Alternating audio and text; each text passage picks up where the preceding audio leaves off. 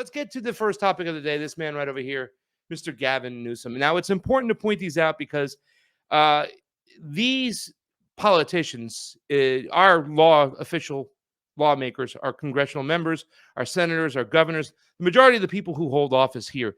That was one of the things I saw in Hawaii, was kind of refreshing.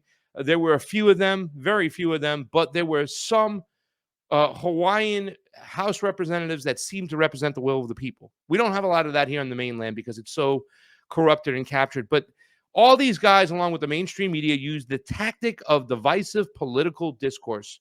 I call it DPD. That's what I'm calling out there right now. That is the tactic they're using. It's a divisive political tactic, right? It's their discourse, which pretty much does what I constantly say on this show or any show I've been on. Their whole goal is not to get you mad at the ruling class, the people making the changes or the choices. Their goal is to get you to be angry at your neighbor. That's what they want more than anything. And that's why I think that cancel culture is so toxic. I don't like to use that word toxic because it's been misused so many times, but that's what it's all about.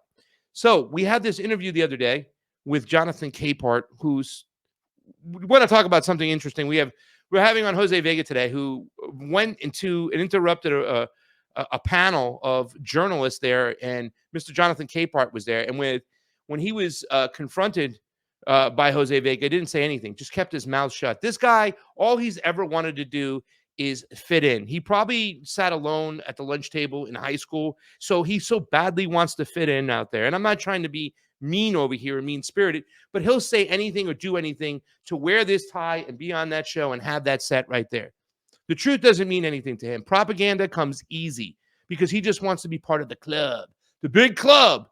And he's so happy to be there that he sold his soul quite some time ago. So let's get to this interview over here. And I just want you to listen to these things right off the bat. I mean, the tactics they use, the divisive political discourse, right away, this kind of mob mentality of pitting people against each other. Watch the way he opens up this interview. It's like, how could people be so stupid? Why is this race even close? What are people, dumb, racist, mean? Listen to this right off the bat.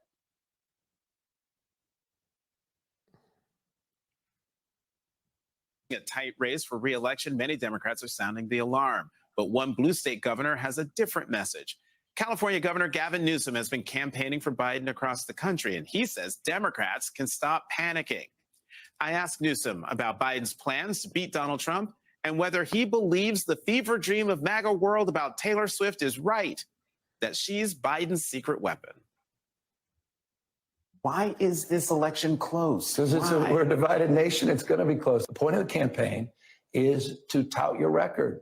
And when you look at the CHIPS and Science Act, the PACT Act, the SAVE Act, you look at Safer Communities Act, you look at the work you did on the debt deal, you look at all the work that's been done on the green energy and the IRA, everything that this administration accomplished in just 3 years, all those individual issues are very popular with the American people. What the campaign should be about is lifting those issues up and driving contrast against the most flawed candidate in our lifetime by the name of Donald Trump. I like our chances. And so that's where we go. Oh, God.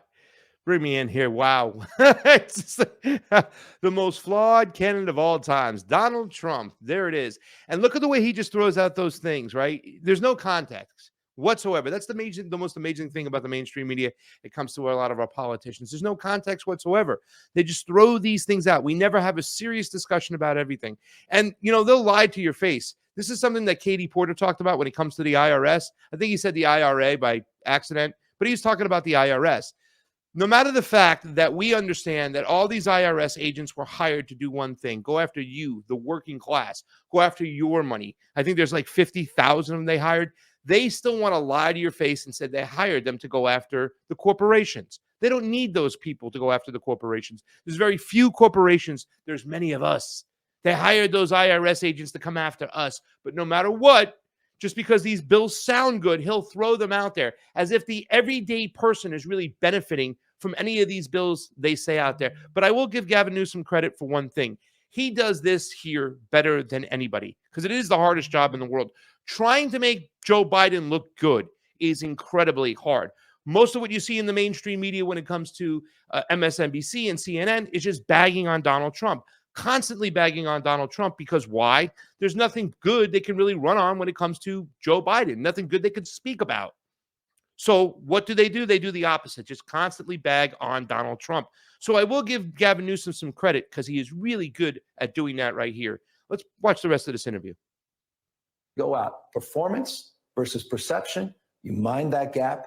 That's what a campaign's about. That's why I'm out on the campaign trail for the Biden administration. And that's why we all should be very proud to support this incumbent president and vice president. But there's so many Democrats out there whose hair collectively are on fire. He's too old. The polls are too close. Maybe we should get somebody else. Make the case for why they should. Those folks should stand down. Let's get out there then. You're going to fall in a corner and, wallow away. Pause. In grief and misery.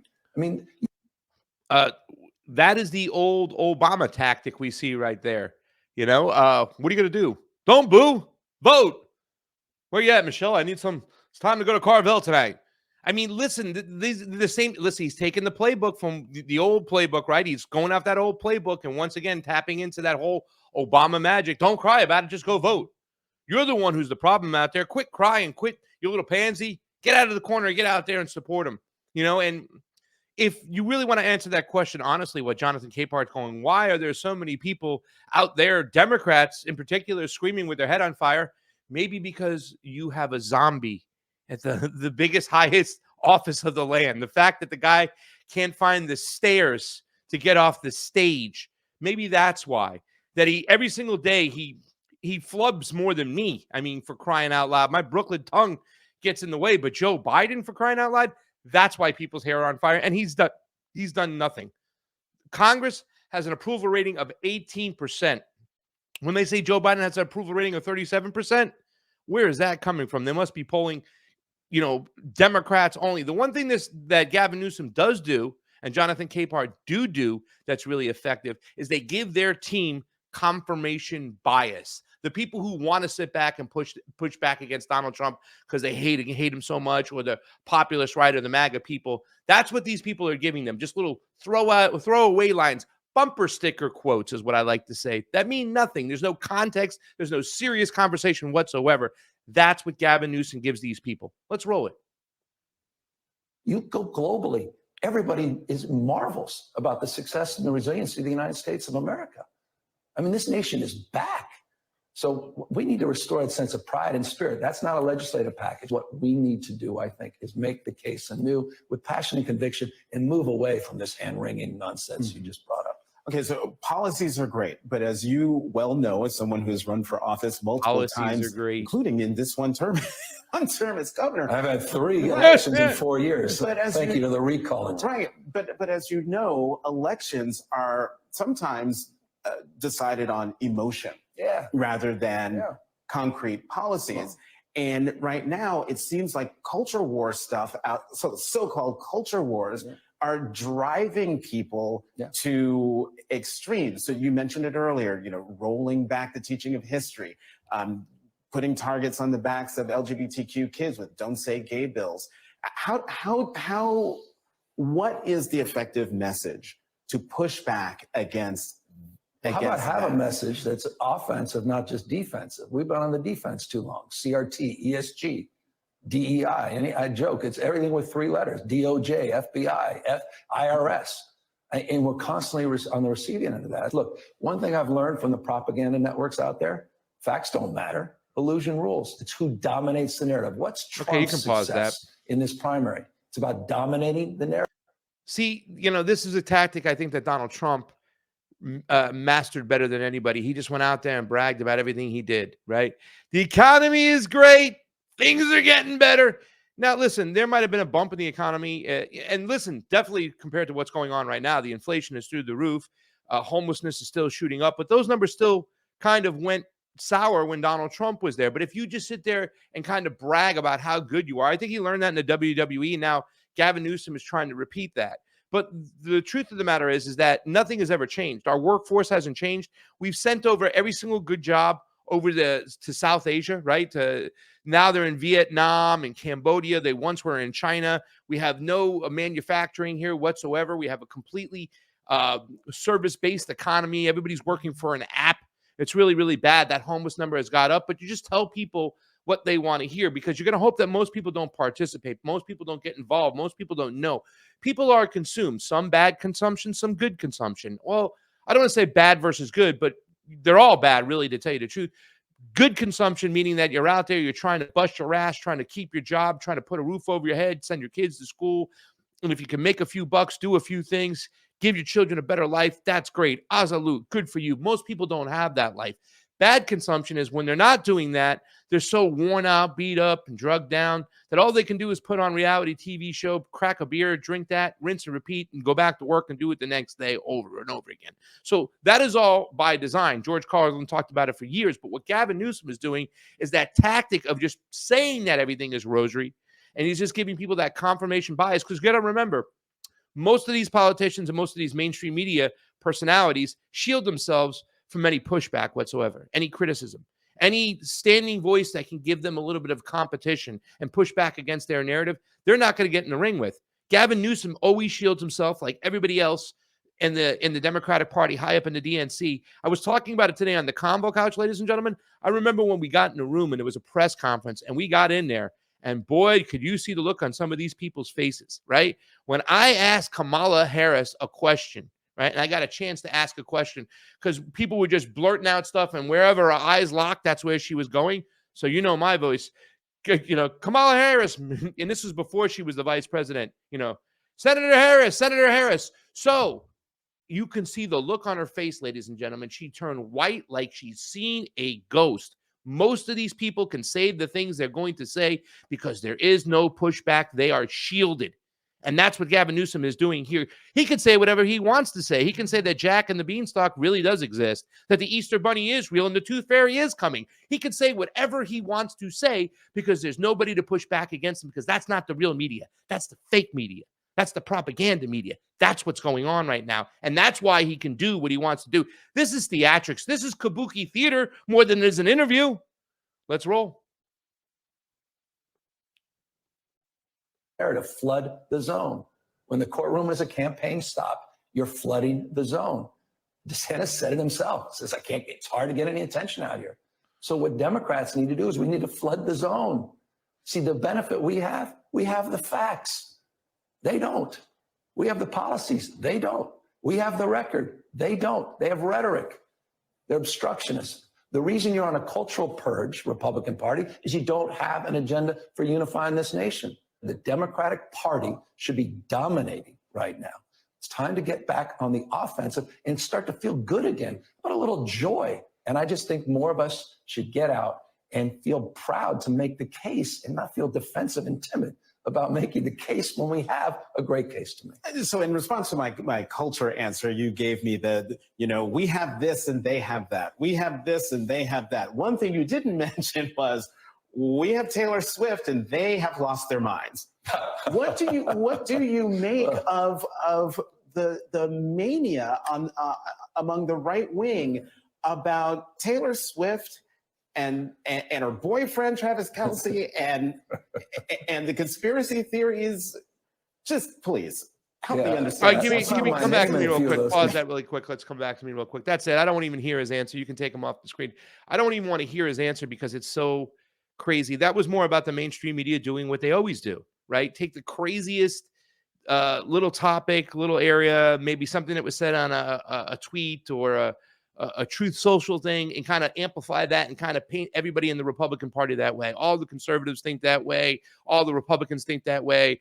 They think that Taylor Swift is a psyop, and Travis Kelce is a vaccine pusher. They're in it together. They're there to push you in a certain direction. I mean, it's just false, and it's what the mainstream media has been doing for years. Particularly that network right there pushed the QAnon situation so crazy. I do want to get to a few other things really quickly too. Not this one. Okay. So I call this guy Gavin Newsom Uncle Vito, because to show you that he's not a progressive and that really he is a shit lib more than anything and a neoliberal, he vetoes any sensible bill that comes that way. Now, remember, he's supposed to be a governor for the great state of California, where you have your freedoms to do what you want. All the hippies are singing in the street. Right here, Gavin Newsom has vetoed a bill that would have made free condoms available to all public high school students. right? So it's one thing if you don't want this to happen. I know there's a lot of conservatives in Florida and this state right now don't want this. They believe that giving condoms to kids are going to encourage them to have sex. I would disagree, right? I would say that they're going to have sex anyways. Give them condoms. Maybe they can protect themselves if they have it or not. Because you know as well as I do, a moment arises, young kids, they got one, they might use it. They don't have one, they're saying hell of it not using, and then a baby might be on the way. So I think this is smart to give them out. And you would think in California, they would push something like that. Now, I don't care if you're for this or against this, but it's just mind-boggling that Uncle Vito over here, Governor Vito, vetoes the bill. What about this? Newsom vetoes a bill to decriminalize magic mushrooms and other psychedelics in California. And the sad thing about this is that a lot of people have been using mushrooms for therapies out there, right? There's a lot of stuff going on with the mass shootings that we know about. Somebody just got convicted today, a mother of the son who did a mass shooting. And it turns out that most of these kids that do these mass shootings are on some form of SSRIs, right? Which are big pharma's ways of taking these synthetic drugs that really affect the brains, and these kids go crazy. A lot of people are using mushroom therapy out there, using magic mushrooms of sorts, psychedelic mushrooms, as actual therapy for depression. And there's a science to it. The fact that it's he wanted to veto a bill that decriminalizes it, people going out and picking funguses, it's nuts. But Big Pharma, he'll push the COVID protocols all Big Pharma's ways. And that's what his recall was about.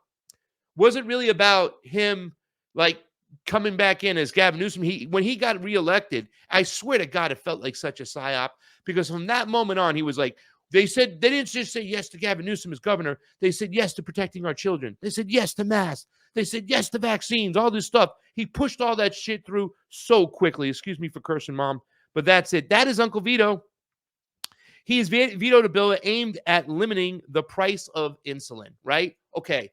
So we know anybody out there who has a person who's a diabetic right now, when it comes to insulin, it could be ridiculous, outrageous. The guy who had the what do you call it? The Jamie, help me out. He had the not the copyright. I don't want to say it, but he had the rights to insulin. The gentleman who owned that rights, he raised the prices through the roof, and it was ridiculous. And they were going to have a bill to limit the price gouging, and Governor Vito vetoed it. So just to show you who Gavin Newsom is, just to show you who Jonathan Capehart is, just to show you who the mainstream media is, this is who they are. They're showing their true colors, ladies and gentlemen.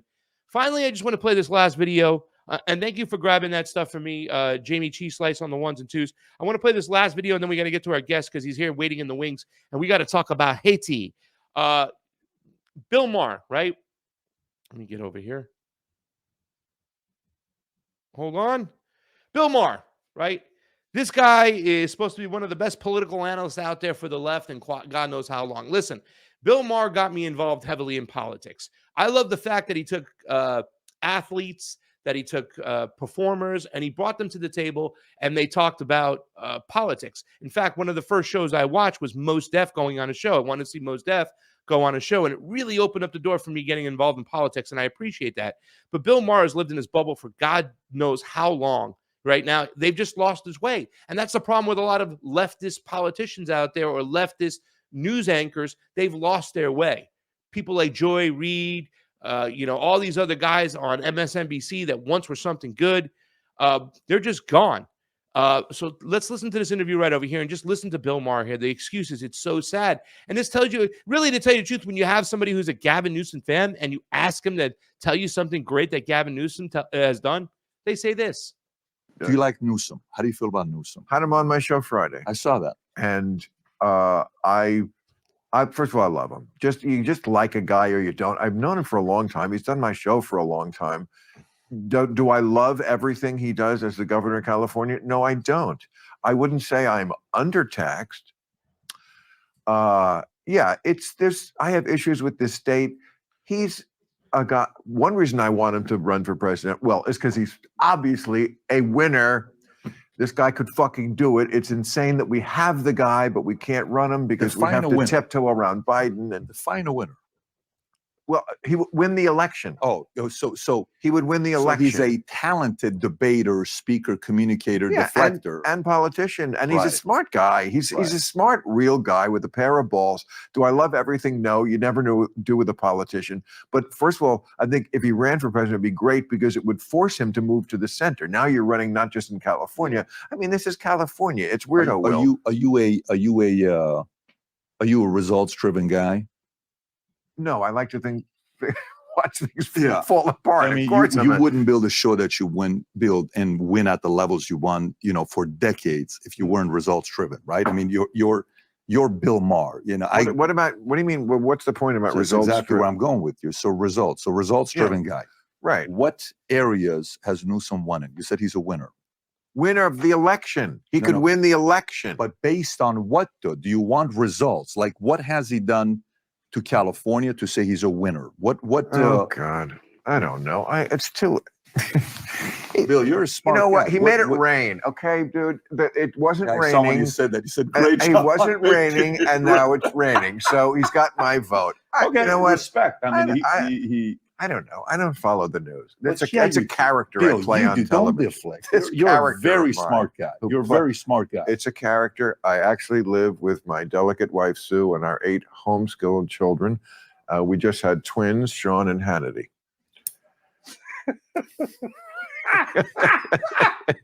Don't believe everything you see on TV. So David. then what this does to me, this actually makes it easier for me to not even have to have this discussion and just move on to other things we can talk about, is you base your character on your candidate. You base your candidate based on being a good debater, deflecting, not necessarily results. No, I Because don't. if that's how you do it, then Shut up. Newsom is fantastic, This is Bill. stupid. You're better than this. Really? I hope so. I don't know. I'm just So getting when to know I you, asked you but a question, I I said- told you are. I I said, mean, it's a silly argument. A debater, like I can't tell. I've been doing political commentary on television for 30 years. I think I can tell when a guy is just debating or whether make a calculated guess on how he's going to be actually as president.